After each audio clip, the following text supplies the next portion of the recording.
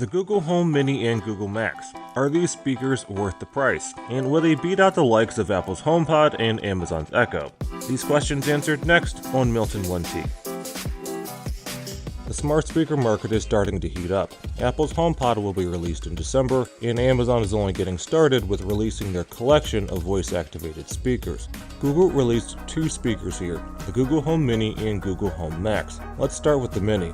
It's a small speaker that starts at $49 and comes in three colors: chalk, charcoal, and coral, while the Home Max starts at $399 and comes in two colors, chalk and charcoal.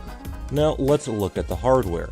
The Google Home Mini is about 4 inches wide and 1.5 inches tall. It's a wireless and Bluetooth speaker, which according to Google has 360-degree sound. This sound is driven through one mid-range driver. You're not going to get a lot of booming sound from this, but the speaker is loud, so don't worry that you're not going to hear the speaker from across the room.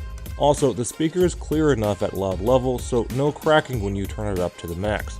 Also, for the ports, there's only one micro USB port on the back of the speaker. For the outside design, it's covered in all fabric with a plastic bottom.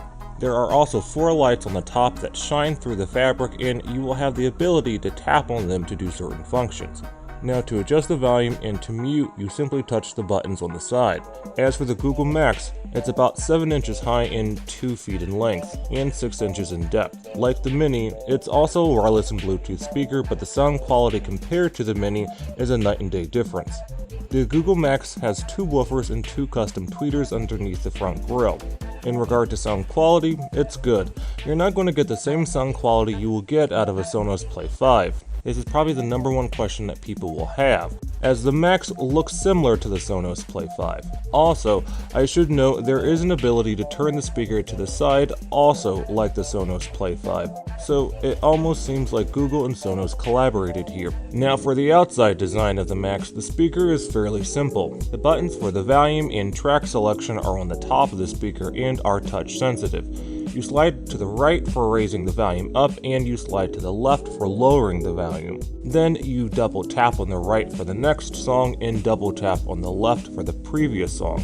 For other differences between the Mini and the Max speaker, the Max has an automatic equalizer to adjust the sound depending upon where you place the speaker in the room. Also, for the ports, the Max has a USB-C port to plug in things like Ethernet. As for the voice assistant, both speakers support far-field voice recognition and hands-free use. That basically means that you can talk from across the room and the speaker will hear you. One bonus here is that you can access Google's Assistant technology, which in my experience has been the most accurate when asking questions. Also, Google is still building out their Google Home software, so you will be able to control compatible devices with both speakers. So, who are these speakers for? Well, for a couple different people. First, if you're in the Android ecosystem, these speakers would be a great addition for you, as they will tie into the rest of your devices perfectly. Also, if you're looking for a smart speaker with sound quality, I know this is one issue that is lacking with the Amazon Echo, then you should give the Google Max a shot. Who are these speakers not for? If you're in the Apple ecosystem, you may want to wait for the Apple HomePod. As stated, it's coming out in December.